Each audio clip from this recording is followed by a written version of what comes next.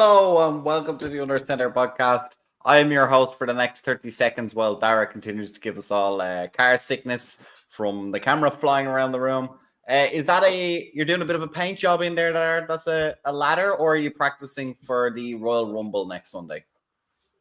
Well, you know my dream is to always come in as entrant number 30 in a Royal Rumble, but nowadays coming in as an entrant in a certain number means something else, and I don't want to get into that because that's just a little too blue for this time of night. But it's an ongoing DIY job at the moment. This is the office/box room, which is going to eventually be an office, but at the moment, just until we get everything else done around the house, is kind of just where the excess stuff goes. Ren, I think he's going to us. I think Sylvia hung his clothes up and he's too short to get to them, so he needs to bring the ladder in to get up to the clothes. Fionn, you're the same height as me. Yeah, but I jump much higher. Gravity works less on me. I don't know. I saw some of your plays last season. I don't know That's about true. that. That's true. I got up there. I just didn't come back down with anything, but I got up there. I see that you are wearing the proper attire for tonight. I can see total, glory fan there. Now that they're doing well, now we see that you actually are a Washington Commanders fan. Yeah, well, look, I've had to stay somewhat in the shadows maybe over the last probably all 15 years that I've been a fan. But yeah, we've made it back to the NFC Championship game. The first time since 1991. So not only was I not a fan back then, I wasn't even born back then. So this is pretty exciting. The last time we were in it, though, we won the Super Bowl against the Buffalo Bills, which could be very likely our matchup in this year's Super Bowl, depending on how it goes against the Kansas City Chiefs. I also want to make a note as well, because as we know, most Chiefs fans haven't been following the NFL for more than about 5 years. So they might not know that they existed back in 1991. And a quick history lesson for the bandwagon Chiefs fans. Your quarterback back then was a man called Steve DeBerg. You've never heard of him? Do your research, learn about your actual team back before Mahomes played. But an obvious long distance cousin of Chris. Yeah, probably could be. Yes, the famous father of Miss Ireland. Yes, that's what he's famous for. That he was a host in as well, by the way. I'm not a host, a judge in. That's well, look, in fairness to Chiefs fans, they did make it to the playoffs that year, so it's not like they were absolutely abysmal. But they were absolutely clobbered by the Buffalo Bills I believe, in the divisional round of the playoff that year. So a little bit of history, because as we know, most Chiefs fans don't know that there was any quarterback or even a team before Mahomes started playing. So there wasn't a team before Travis Kelce and Taylor Swift. Never mind. True.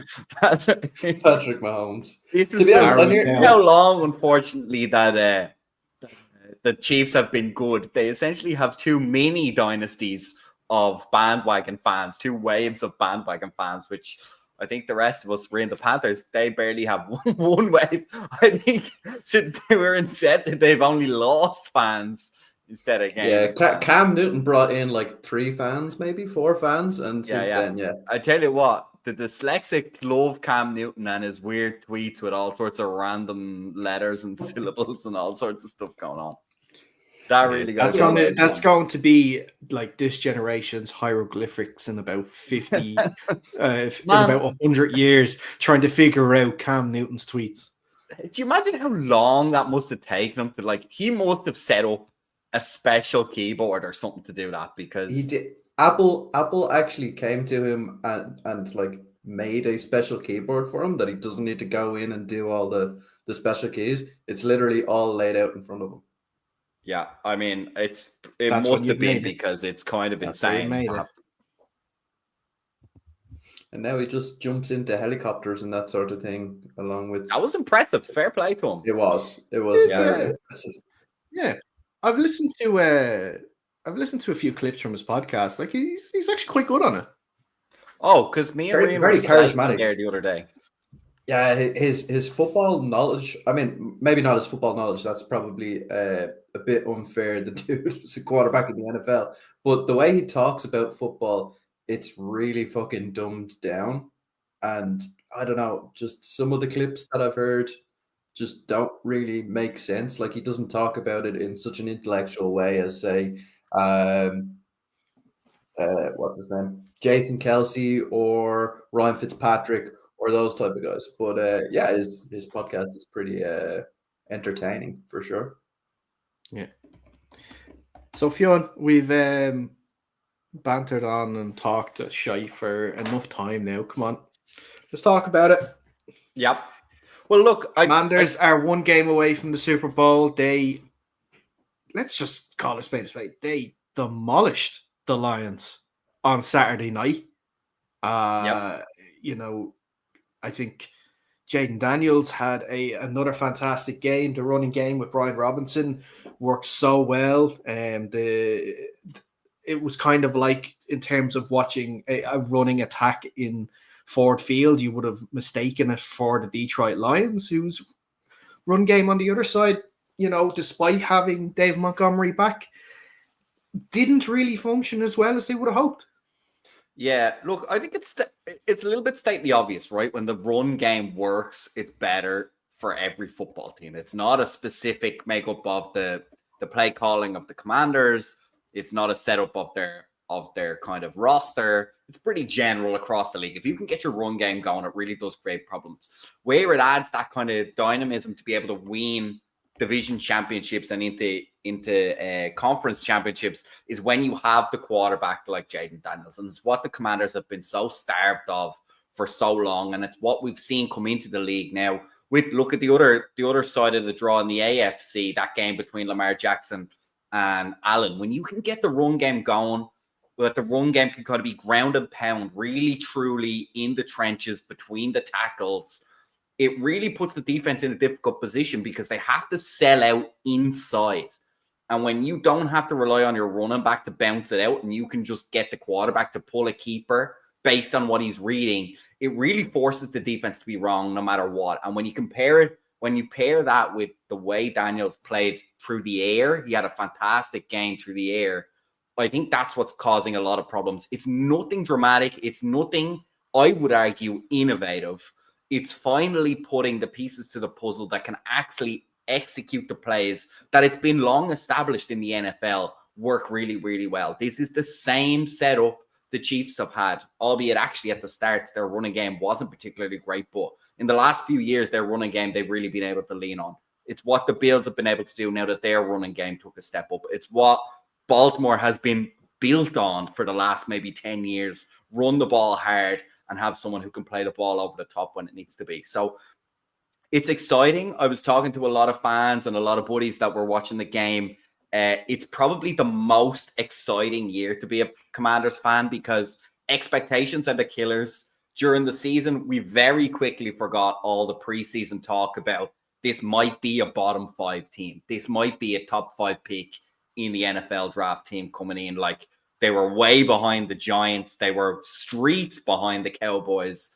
And it didn't turn out like that. And that was lucky. We were able to put it together. I don't think it ever looked fantastic. There was certainly that stretch in the middle where it started to come undone right around the bye week. And we were asking, was Kingsbury going to be able to figure out an offense and not just run the same offense each week that eventually defensive coordinators were going to figure it out? We were nervous about that.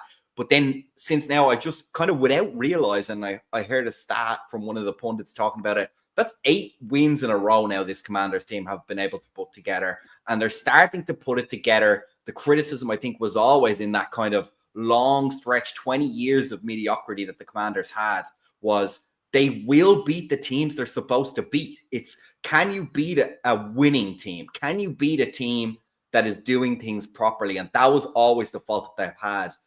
Now they've been able to do it. And granted, I think a lot of non-Commanders fans, and I think actually this year, because we're going to be facing the Eagles and obviously the Chiefs on the other side, I think this year we have a lot of bipartisan fans from the NFL this season with what Jaden Daniels has been doing. But I think in years gone by, that's been the criticism of the Commanders, is that it's just it's just average, and it hasn't improved at all. So I think it's really exciting to finally be there. But as I kind of started, this is the most exciting year, because guess what? Next year we're going to have Daniels. The expectation is going to be, let's walk our way into the playoffs, and it might happen, it might not happen, but the problem is it's going to be stressful to watch. It's going to be high expectations, and if they do perform, you don't quite enjoy it as much, and if they don't perform, then it's same old Commanders. We got one good season and we're back in the doldrums. So I'm enjoying this as much as we can.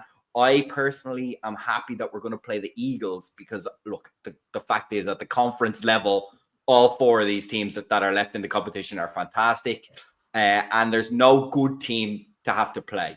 But what I would argue is this Eagles team is more enticing because, as we've said all season, divisional games are just more random. There's enough stuff going on, and I think it's going to take a little bit of what happened in the Lions game. I think as much as the Commanders played excellent football, didn't make too many mistakes, the Lions also shot themselves in the foot. They had a lot of injuries. There's a lot of things, I think, if you're a Lions fan, went against. You can feel a little bit hard done by maybe. I think we're going to need that against the Eagles. But look, we made it happen at the last weekend of the season. Yes, Hurts went out with a concussion, but that was forced by the Commanders' intensity and tackling in the open field. So if we can keep that going, keep the pressure going, we know Barkley's going to be a focal point, especially because I don't know if anyone caught the post-game interview with Jalen Hurts, but he was off his tits. So if he's off his tits again on perks or whatever they're giving him, they're going to have to hand the ball off to Barkley, which obviously is not an issue. He can certainly handle the workload and do plenty of damage, but it clarifies a little bit what the game plan on the Eagles is going to be. And if you can do that, and you can work to your own strengths and avoid your own weaknesses, and in the divisional game, I think there's as much chance, despite being underdogs, which they should be, there's as much chance the Commanders win this game as the Eagles do. And that, as a Commanders fan, is super exciting, just to be even this close to a Super Bowl. It's maybe a bit of a defeatist attitude, but man, we have been so bad for so long. I honestly never thought this day would come, to be brutally honest. I think back to that crazy game against the Bears, that finish, you know, Tyreek Stevenson giving it to the crowd for the Hail Mary, then missing the catch and kind of reigniting the Commanders season. Mm-hmm. Really, obviously they're gone on their run since, and obviously the Bears just fell off a cliff since that moment too. And you think how the season would have panned out if the Bears actually won that game, and the Commanders didn't. You did mention the fact that obviously the most recent game went in favor of the Commanders. And then you go back to the game that they played earlier on in the season, which the Eagles won. The Commanders were leading that game for a long time as well. It wasn't until the fourth quarter, where the Eagles scored 20 points, that they actually took the game away. And Jalen Hurts, that game, I'm just looking at the box score from that game, had 220 yards passing with no touchdowns, no interceptions. Again, it was Barkley who did the damage with 2 touchdowns. Now I know Jalen Hurts got a rushing touchdown of his own. If I think correctly, it was probably a tush push on the goal line. They normally are. But one thing that I've noticed with the Eagles, and Rain, I'll go to you with this one, because we've let Fionn talk shy for long enough now at this stage, so we might as well get some actual decent insight here. Yeah. But the Eagles have, for me, flattered to deceive a little bit in the playoffs. I go back to the Green Bay game, where fantastic start, albeit a very dubious call at the kickoff with the turnover. They score straight from it. And then the offense sort of struggled for the rest of that game until the fourth quarter, where I believe, was it by Saquon? No, it wasn't. It was Dallas Goedert who scored a touchdown to really push them away from the Packers in that game. They are an offense that seems a little boom or bust. Again, with the Rams on Sunday, started off very well. Then the middle of the game, they're struggling. And then it comes to the end of the game where maybe defenses are tired and Saquon is able to sort of run in for a couple of touchdowns to sort of seal the game. But, are we going to have to see a full offense performance from the Eagles now to win this game this weekend? I think so. I think that the Commanders are obviously going to be coming in with a head of steam, a lot of confidence. We saw that kind of post-match interview with one of the coaches, and he was saying any team, anywhere, anytime. And it's that kind of mentality that's really going to drive the Commanders. They're going to be going out there with the intention of running up a score on the Eagles. And I think the limiting factor for the Eagles, and it has been proven to a certain extent in this playoff run, is Jalen Hurts. He hasn't been able to put up any significant stats in the playoff through the air. Now, he is a fantastic runner of the football, but he really needs to put in a performance versus the Commanders through the air, or at least I think he will need to do that. I'm not sure he's able to be honest. That Commanders secondary at the moment are playing lights out football. I can't remember the guy's name, Sanristrill or whatever. Sanristrill. Yeah, he had a couple of interceptions in that game. Granted, Jameson Williams never should have thrown that football, but still, they're playing lights out football at the moment. So to put this game on the back of Jalen Hurts, that is going to be a serious amount of pressure, because we see the rest of that team is built for a Super Bowl. Excellent on the defensive side of the ball. Defensive line, one of the best in the game. Secondary, one of the best in the game. Linebackers, Zach Bond is playing lights out.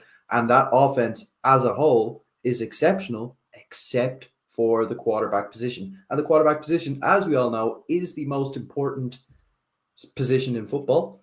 So if you're giving me a choice between Jaden Daniels and Jalen Hurts, I'm taking Jaden Daniels every single time. Yeah, I couldn't agree more. And like we said, Rain, it's obvious to state, and it's kind of true for every football team, get the ground game going. And I think after that point, the two teams split, right? The Eagles are going to be, it's easy to dominate a game on the ground. It's hard to score a lot of points on the ground, right? If your running back's putting up 2 touchdowns, that's a tremendous amount of work. Now, he could have 200 yards on that, and that'll really dominate the game for you and control the clock. I think the Eagles are going to say, right, we need Barkley to dominate the game, add a couple of scores, and then they're asking Hurts, don't lose the game. Don't put the ball in jeopardy. Use your legs when you can. Make the nice, safe throws. Keep the ball. Move the chain so Barkley gets another couple of downs to do damage on the ground, versus the Commanders, which is going to be have the run game be strong enough to make the Eagles have to defend against it, keep them honest so that it keeps them off balance, and we can take full advantage of what Daniels can do.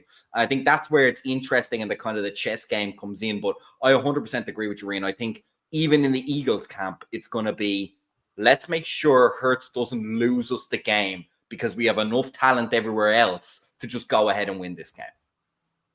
Mm-hmm. How many books do you think AJ Brown's going to get through on the sideline this weekend? Man, that's going to fill up his little Honda Civic. Did you see that as well? He drove a Honda Civic to the game. I just love, I don't know who quipped, I think it was Hurts. He's like, yeah, I seen him with the book. I've never seen him reading, though. I kind of like, I'm not 100% sure he can read. Yeah. It's fascinating. I'm just sort of looking at the box score from the Rams game, and it actually surprises me a little bit. I actually thought the Rams, for the most part, the Eagles were actually able to defend the run quite well on Sunday. For a team like the Rams, who with Kieran Williams, who has been playing so well this year, but he did have over 100 yards on the day.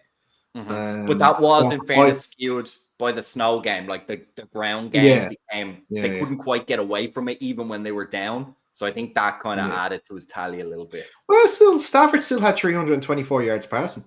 I mean, Stafford will throw the ball with a dislocated arm. He doesn't mind gunslinging it. So I thought they... Go ahead. Sorry. Yeah, go ahead. No, you go ahead. No, go on. No, it just popped into my head. It's actually not all that related, but I think from what you're saying, it really indicates to me that the Eagles are built to lead, the Commanders can play from behind. I think if you get in a situation where the Eagles are multiple scores down, now what do? You're going to have to trust Jalen Hurts with the ball in his hands. You're going to have to very much stop that run game. And we saw that they weren't necessarily able to do it on Sunday against the Rams, even in situations where we knew that the run was coming. Yeah, it's an interesting one. Mm-hmm. I think where the Eagles will have some strength is their second string running back, Gainwell. I think he can do well. And I think that's maybe where the Commanders will struggle if this is a really physical game and Robinson needs to take significant either periods out due to injury or there's a lot of workload and we need to cycle through running backs. My concern is I like Eckler as an extension of the run game, as the kind of leaking back, if you will. I don't know if he's got the juice to be able to go up and take straight off hand ups up the gut anymore. I don't know if that was ever his strength. I like him bouncing outside, but I think when you have Daniels, my instinct is you want to keep the outside for him, right? And be able to pull it and bounce it whenever he needs. And that's more difficult if the running back's taking up that space. So I think that's probably one of my concerns for the Commanders is what happens if it starts to get physical. And it's a big what if. I mean, any team can play what if players start to go down injured. But I think the depth of running back and the actual damage they can do, because obviously they're good names in the backfield, but can they be effective and efficient so that they can rely and keep the game plan going? I think that's going to be key. I don't know if Reen agrees, but I think it's fairly obvious, right? It's the running game to set up Jaden Daniels, which is fine. But if the running game, like no matter who the running back is, you have to be able to do that. And so it's not necessarily are the running backs capable. It's can they deliver what the game needs in order to keep Daniels at his most dangerous leverage versus the defense. How big of a miss is Sam Cosmi? I think it's huge. I saw there the other day the stat line of offensive linemen with the least number of pressures in the playoffs. Cosmi on the right-hand side, 0 given up. And then the guard, the tackle as well. I don't remember his name. The Commander's tackle also had 0. And I think that is no small, that's also because of how well Cosmi was playing that he managed to take advantage of that, to be honest. So I think it's huge. But look, the Eagles are down some players as well. I saw one of the injury to one of their cornerbacks that they're already stretched thin. He landed down kind of weird in the second quarter. That's going to be a big pressure for them. And I think if they can get Terry McLaurin moving around and getting good matchups, I don't think they'll be too comfortable either. But look, defensive line wise, the Eagles are in prime position. They're super fit and healthy, and they've already got one of the better defensive lines in the league. So yes, I think Cosmi's a huge loss. Yeah, Quinion Mitchell was the person you're talking about who's struggling. Yeah. He went out. And then they brought in Isaiah Rodgers, and the Rams targeted him straight away and got a lot of success on Sunday. So I'm sure they will try and come up with some sort of plays to target, either to get Terry McLaurin on him or even one of the other receivers. De'Ami Brown is a deep threat. So yeah, I think he'll be. And he, in fairness to him, he always was, and I think that was his problem. Not just pre-Daniels, I think also the fairly stagnant Commanders offense over the last few years since he joined the club. I think that's what made him look bad. Now, he didn't do himself any favors. I seem to remember a lot of drops when he was targeted, but that was why he was drafted. He's a deep ball threat. He takes the lid off the defense. And then he allows McLaurin to really I think he works beautifully in that kind of middle to deep zone.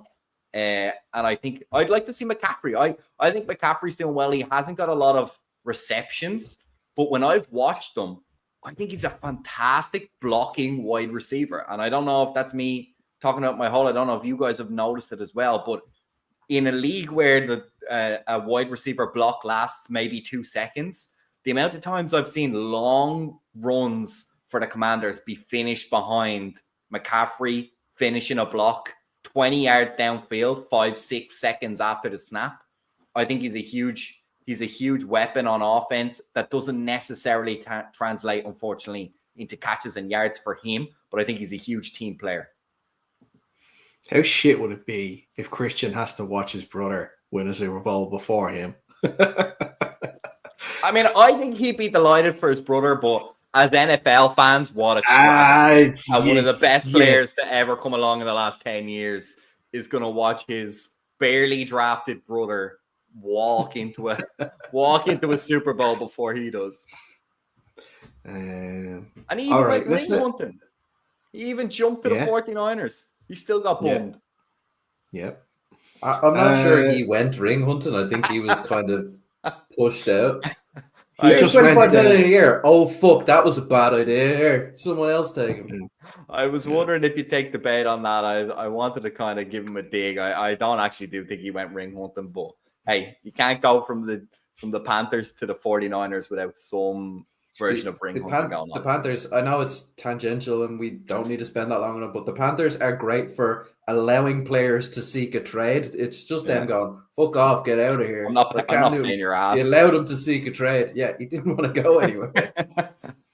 I don't know if you noticed it during the season, but I remember, I think it was obviously looking back at an odd weekend of Red Zone, and it happened to show a bit of a Miami game, but Calais Campbell obviously played in Miami this year, and I think it was like one of the last couple of weeks before they were officially knocked out of the playoff contention. But you know, the commentary team made a point of saying Calais Campbell, this could be one of his last years, and the Dolphins made an agreement with him if they didn't make the playoffs that they would let him look for a new team in the playoffs so that he could have a chance to get a ring.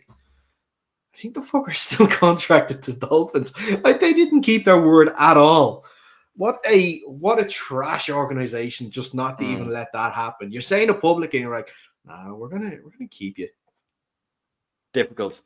But look, I think they're kind of semi hoping that he sticks around for another season because that Jaguars team has a lot of rebuilding to do. So if they can keep Calais Campbell around, even just as an old head.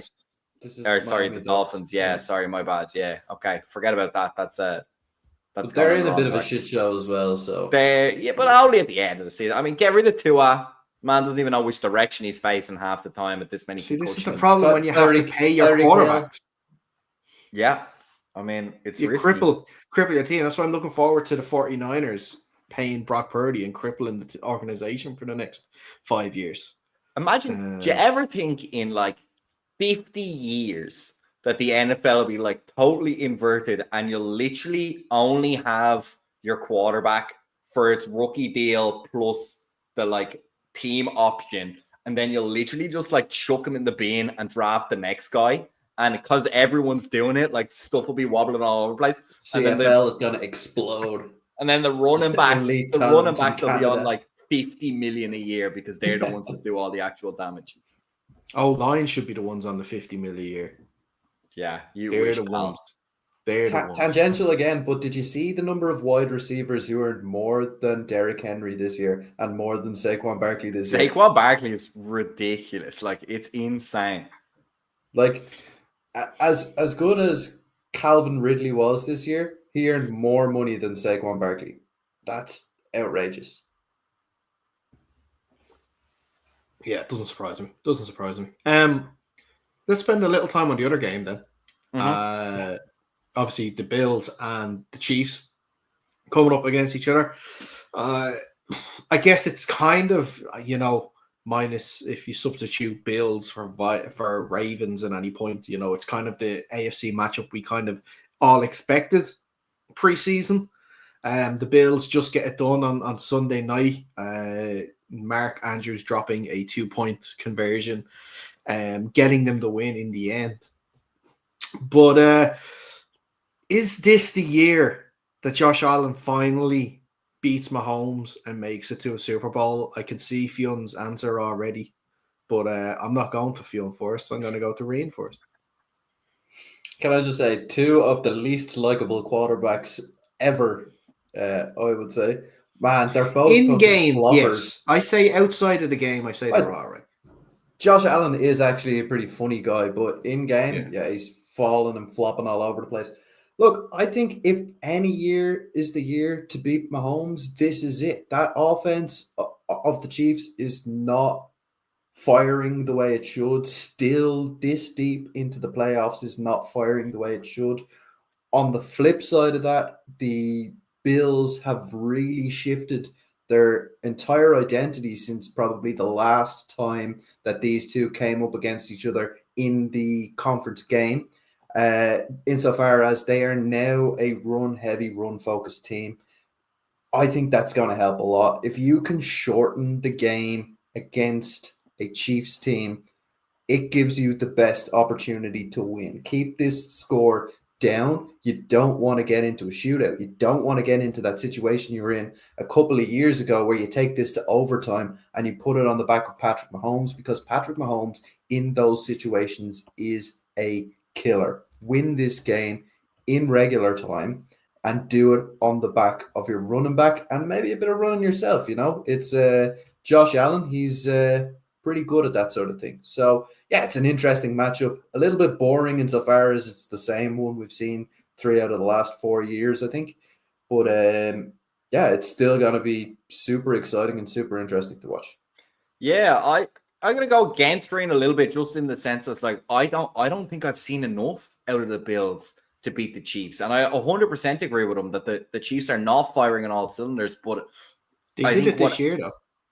True, but that's not in the playoffs. And at the end of the day, you have to stop Mahomes in the playoffs. And I think that's the problem. I think coming out of the Ravens game, I think the Ravens had a lot of mistakes. Lamar had plenty of mistakes, but that's part of, he's done that all season. I don't think he had an extra bad game. I think they made enough mistakes and the Bills did a kind of a Commanders on it. They played tidy enough football to take advantage of those mistakes, and that's really what killed them. So my concern is not that the Bills are not set up and maybe on paper good enough to beat the Chiefs, but I think the Chiefs have this aura now, and it's not from the other teams. It's about themselves, that they stay calm, they do their damage, and they seem to get the breaks. And when they get the breaks, they don't dwell on it. They go ahead and finish and punish. As Ryan said, Mahomes is a killer. That pass to Kelsey for the touchdown was excellent. And it came off the back of 2 or even 3 flags that maybe shouldn't have played. But you know what? They don't care because they put the ball in the end zone. It's the same way at the start of the season, we had teams with the ball in their hands to drive down and beat the Chiefs, even when Mahomes wasn't on the field, and they just couldn't do it. And I don't know what it is, but it's always the sign of an epic team. I think the Patriots did it the same thing.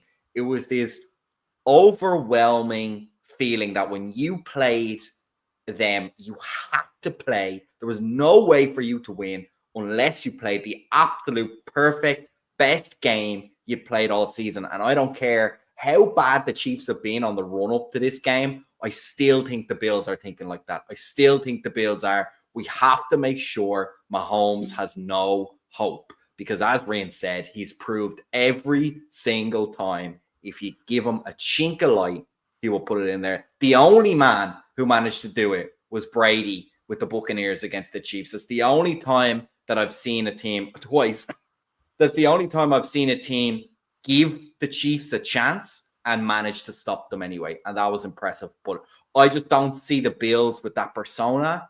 I'm happy to be proved wrong. I think it's, like Ryan said, it might be the same one we've seen over the last 3 of the last 4 years. I still think it's an exciting matchup. I just don't see where that extra spark is. I don't know if the Bills have that confidence that are like, we can beat the juggernaut that is the Chiefs. And you know what? I've seen enough from the Chiefs to say, I don't give a shit what their record is or how they played the last game. You still have to beat them. They're still the ones that think they're going to win this game, and there's nothing you can do to stop them. Ugly or pretty, they think it's going to happen. Yeah. I don't know. I just have a different feeling about the Bills this year. I don't know what it is. Walking around with no shoes on. Yeah, look, that definitely has a part to play in, and the fact that he's ready for the beach and like. How many Barukas do you think that guy has? None. Have you not seen like he has a?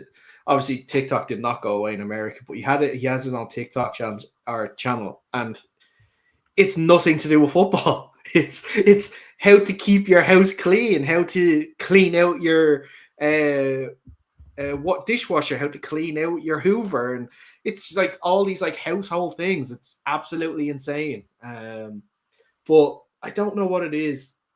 I thought when they made the trade for Amari Cooper, that was the trade that would get them there, but he's been awful. He's a bum, and he has been a bum since he was with the Cowboys. Yeah, but I thought maybe in this system where he wouldn't have to be relied on as a wide receiver one, it could work. But he's probably wide receiver 4 or 5 down there now at the moment. But I think it's their running game that is really changing my view on whether they can do it or not. I think James Cook has been fantastic this year for them. They're not relying on Josh Allen to run the ball the whole time. They have that different threat. Ty Johnson is a serviceable backup, because I know, Fionn, you were mentioning about backups in the Commanders with backup running backs and the danger that they possess. Yeah, I just don't know. I think their defense is playing an awful lot better than they have done in previous years. There's none of those. If you think of was it last season? It wasn't last season, because Tyreek Hill's been at the Dolphins for 2 years. So the season before, where it was that 13 seconds left, they give it to Tyreek Hill. He just runs up the field. They don't have that guy that's going to blow the top off a defense. And I think that's where the Bills can get caught. But especially because I think Damar Hamlin's their starting safety, because Taylor Rapp took a bad injury at the weekend. And look, no disrespect to a guy that nearly died on the field, but he's not blessed with the best abilities in the world. He is playing in defiance of God, though. Did you see him go fucking helmet first into a full throttle Derrick Henry? What the fuck? Yeah, that man said, I cheated death once, I can do it again. Doesn't matter. But yeah, I think the team is better this year, and I think that this is the chance for them to finally, do it. Like, Josh Allen is, I think, 4-1 against Patrick Mahomes in the regular season, but 0-3 in the playoffs. So Mahomes obviously knows when the game means something. Not saying that regular season games don't mean that, because if you don't win them, you don't get to this point. But in the playoffs, he knows when he has to sort of really turn it on, when him and Andy Reid have to really come up with these plays, and they do. I don't know. Maybe it's just me being selfish and wanting to see someone other than the Chiefs in the Super Bowl. Maybe it's me being selfish also, because maybe I have a wager on the Bills making the Super Bowl against the Eagles. Maybe it's me also wanting the Bills getting, because that's the last time the Commanders won the Super Bowl. Well, look, listen, history repeats itself. And that was, of course, a great year. If to sound a little like Trump there, great year, 1991, because that's when a certain podcast host was born. So everyone knows that's when. What? What's that meme where you're like, Kevin Hart's like, he finds out something, he's like, damn. Yeah, I'm old anyway. Even though I look younger than both of you, and you are still quite young. We've lived hard lives there. We haven't had a. Well, knowing me ages people. That's all I know. So, but like that, yeah, I just think it's going to be different. I can't wait to come on the show next week and be proven absolutely wrong when the Chiefs win by 30 points to fucking 18 because the Bills aren't able to show up. Well, the other question I have that kind of follows on from that is, what about the Bills in their win against the Baltimore Ravens has you convinced, if that makes sense? Because what went wrong for the Ravens? And do you think this is a bad sign for Lamar Jackson? He's racking up league MVPs. Oh, actually, before we get on to that, which one of these two do you think deserves to be the MVP? For me, it's kind of obvious, but I want to ask you guys, Dara, who do you think is the MVP? Well, I think it's going to be Lamar, because I think he was voted the All-Pro starting quarterback. So that normally is an indication that it's going to be him as MVP. I think as someone, again, I wish I could give credit to where I've seen this, but it says, somebody says, if you look at the stats, Lamar is the MVP. If you just look at games and not stats with the eye test, Josh Allen is the MVP.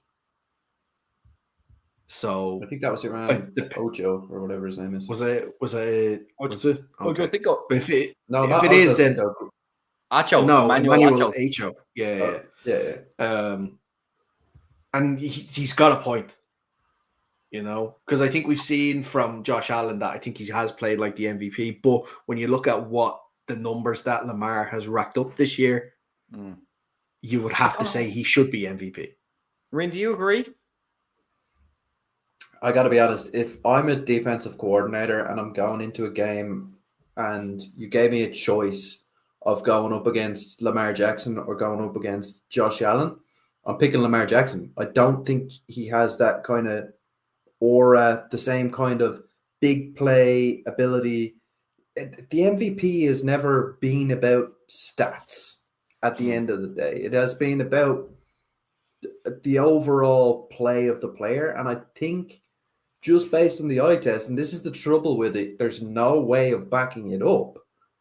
Based on the eye test, it's Josh Allen all day long, every single day. That I can think clearly in my head of 4 or 5 Josh Allen plays this season. I can think of 0 Lamar Jackson plays off the top of my head. That's that. I think also the knock on Lamar Jackson is the amount of times he puts the ball on the ground.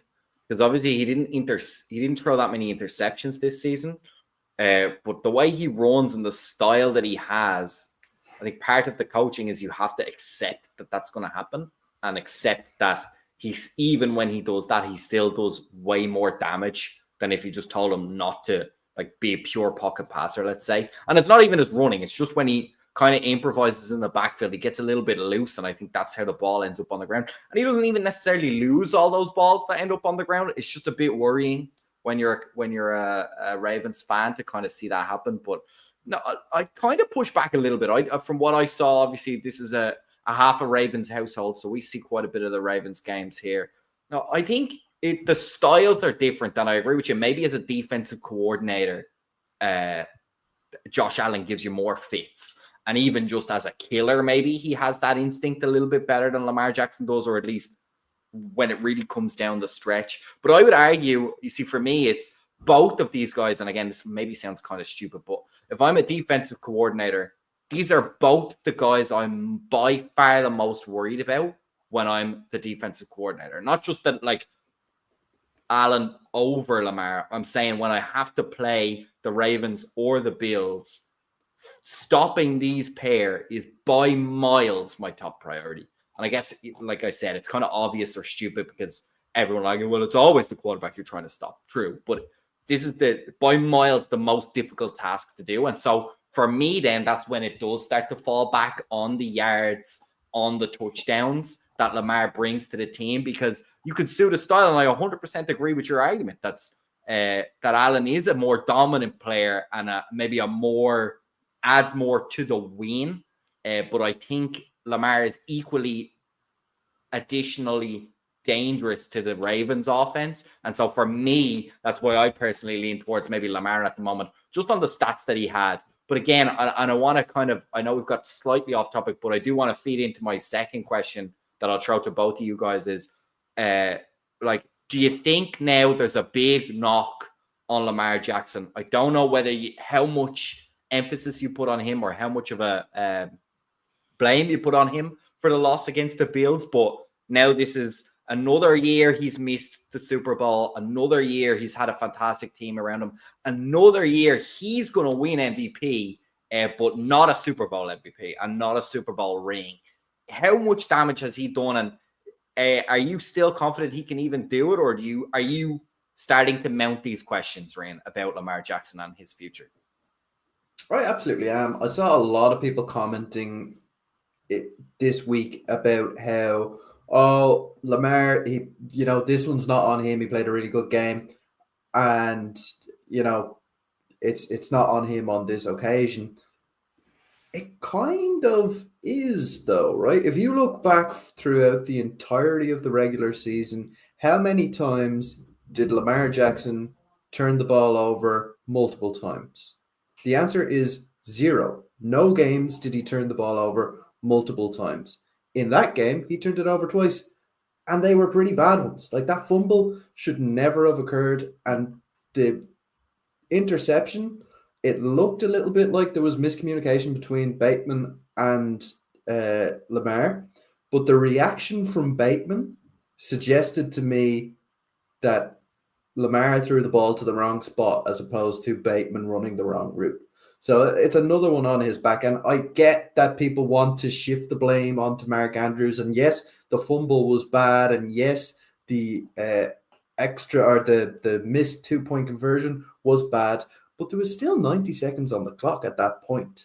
If they had gone to a tie, the Bills still had 2 timeouts in that game. So they would have gone down and won that game fairly handily, in my opinion. They did actually drive down there at the end of the game in any case.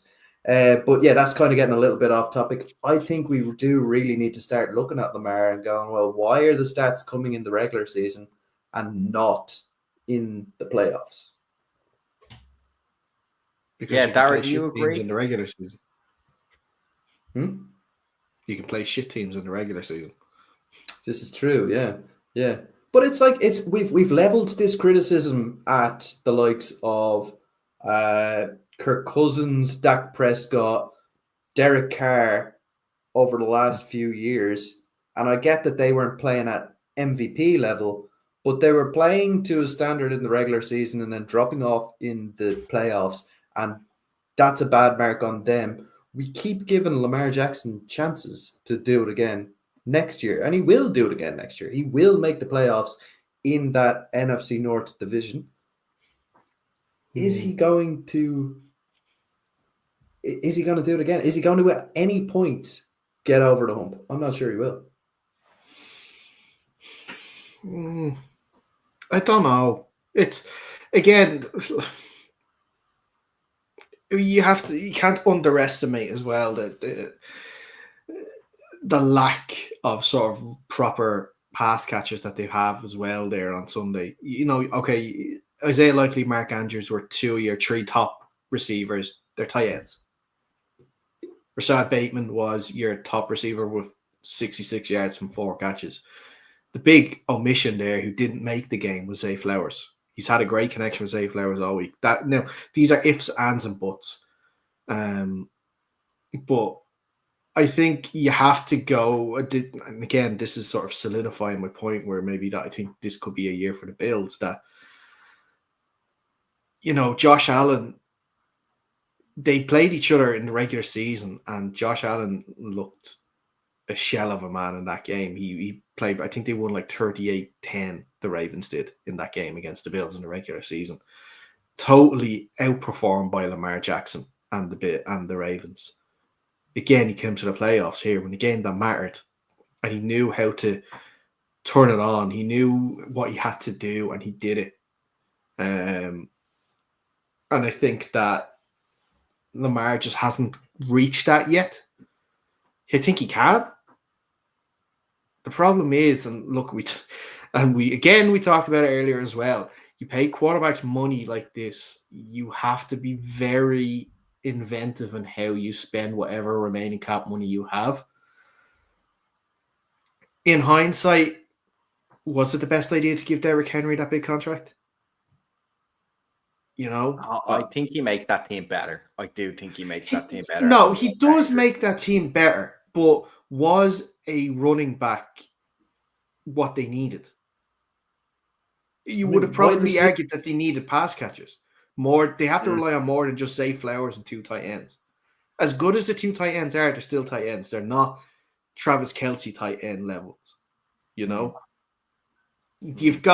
had Zay Flowers there. If you use that money from Derrick Henry and use it on a different pass catcher, we could be talking about a very different story here today. We could be talking about a 1-seed Ravens hosting. But the only counter argument I'd have to that is it's very true for this game just gone, but in the wild card round, they really needed Derrick Henry to absolutely obliterate that game and take over that game. And I'm not sure without him that game goes as smoothly as it does for the Ravens. I don't know. I think We're talking about a Steelers team that have been trashed for the second half of the season. Oh, big time. You know, but you're telling me that if look, they had J.K. Dobbins last year. J.K. Dobbins had performed on like not a minimum contract, but an okay contract with the Chargers this year. Got them to the playoffs. You're telling me if you didn't have J.K. Dobbins in that game last week against the Pittsburgh Steelers, that he wouldn't have had similar numbers to Derrick Henry? I think I am. 186 I yards and 2 don't scores. know. I think I am. It's I very don't know. easy as well to say No, that okay. now, 186 after yards. in hindsight, with the way J.K. Dobbins has performed, there was no guarantee he was even going to come back this year when they released him from his contract. His knee was obliterated. Exploded. So yeah, it's if you're giving me the choice at the start of a season between a one-legged J.K. Dobbins and a fully fit and healthy Derrick Henry, who went for over 2,000 yards the year before, I'm taking Derrick Henry every single time. Yeah. It's quite easy to hit. It's not easy, but people hit on wide receivers in late rounds of the drafts all the time. Even undrafted guys sometimes make it to the league in the wide receiver position. Maybe they just didn't do the scouting that they should have done on that position to have gotten in a rookie who can do a job there. But if you're giving me the opportunity to put in arguably the best running back in the game, plug that into an offense that's already built around the run, I'm taking that every single time. Yeah. Well, I guess maybe in hindsight as well, they did try and do this in the season with acquiring Deontay Johnson. Maybe they thought they were actually going to get something better than what they got, which was absolutely zero out of him. But I wasn't saying specifically J.K. Dobbins.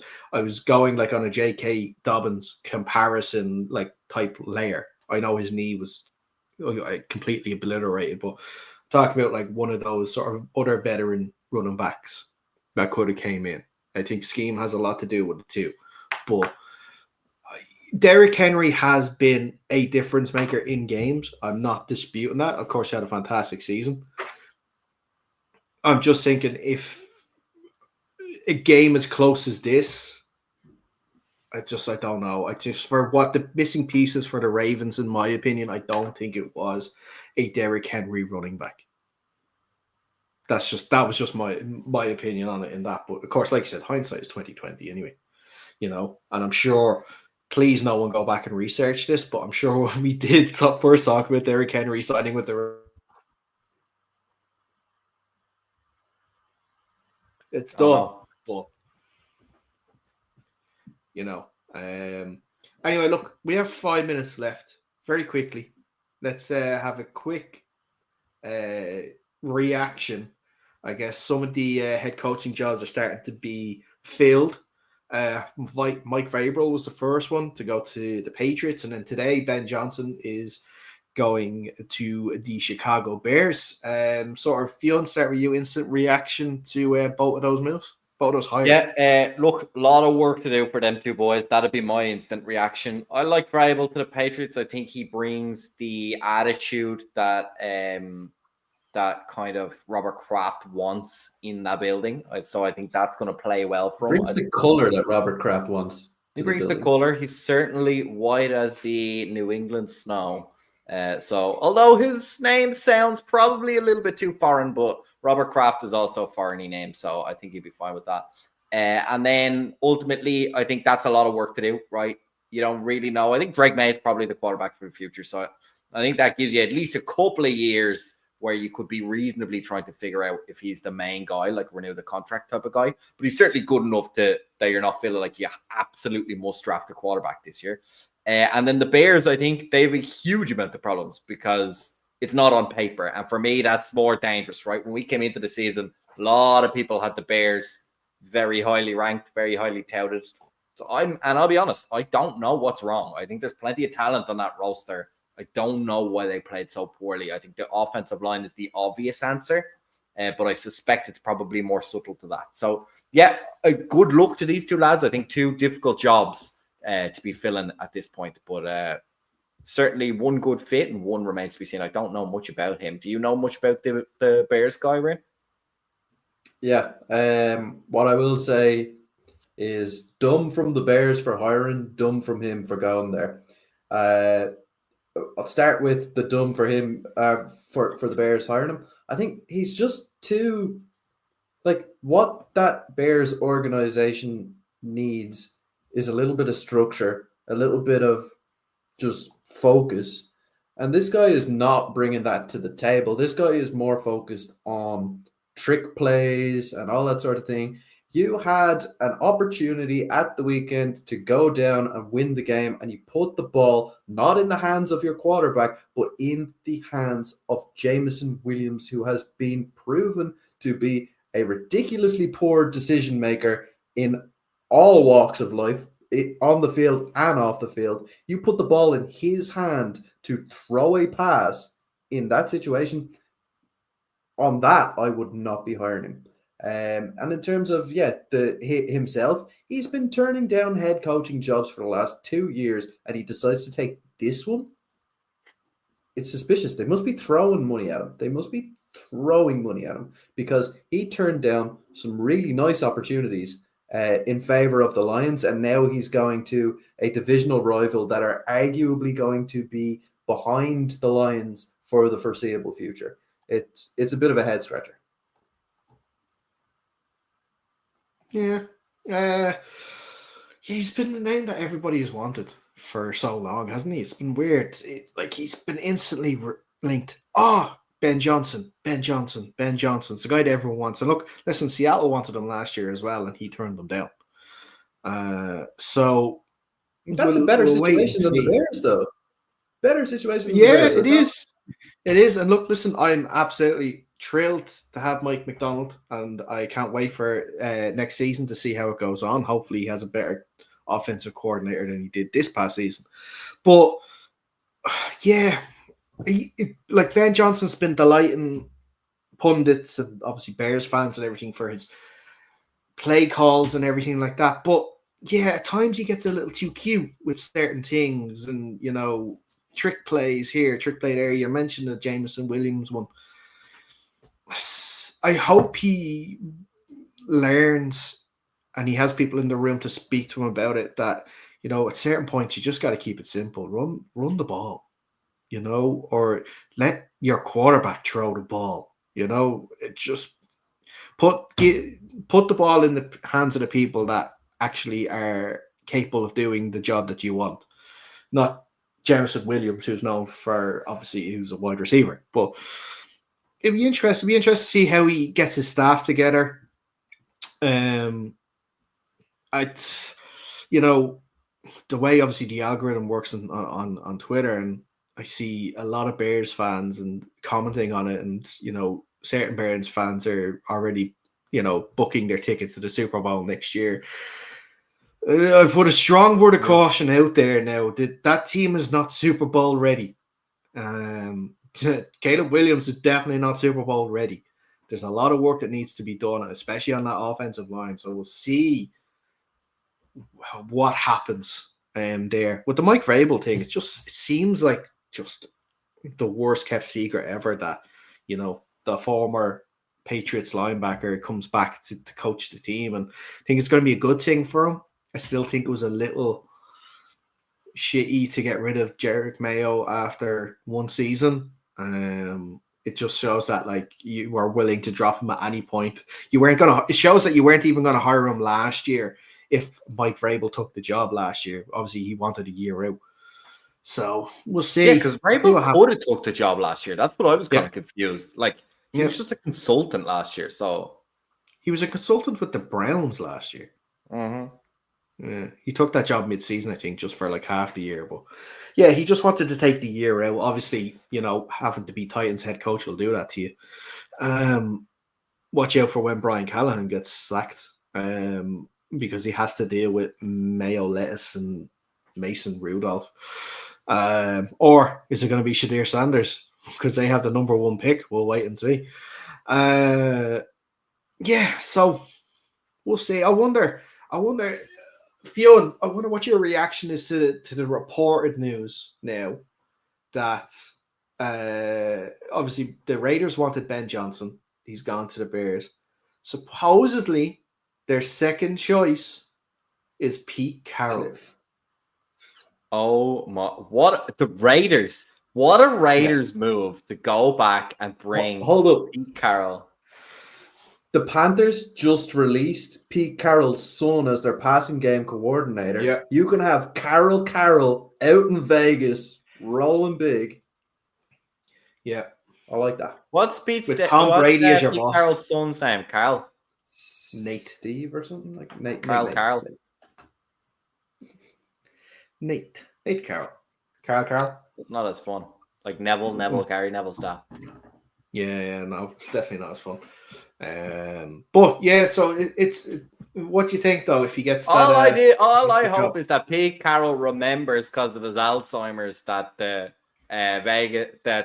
Raiders moved to Las Vegas and they're not still in LA. I hope he remembers that. God bless him. Yeah, that's one city ago as well. They were in Oakland in between. I give it a week before he has a Davis He's driving haircut to the as fucking well. Coliseum. The Yeah. fucking butchered haircut. Oh, Don't we man. look spiffy? Right, I think that's where we're going to end this because we're past 8:30. We are maybe 2 shows left in the NFL season. Yeah, if we're lucky, think, the schedule's been beating our ass the last month, but hopefully we'll get the next couple of the shows in. I know our fans get very upset when we're not around. we got more than one now. Yeah, well, it looks like there's about 54 people watching. That's pretty good numbers for us. Yeah. Well, watched at one point. Watched that one Saw who point. was talking and turned Accidentally on. Accidentally click the link. We'll take it. Ad Ad revenue. yeah, so doesn't- I think with the rumors, or I don't know if it's rumors or confirmed yet, but that the AFI schedule is going to be released this week.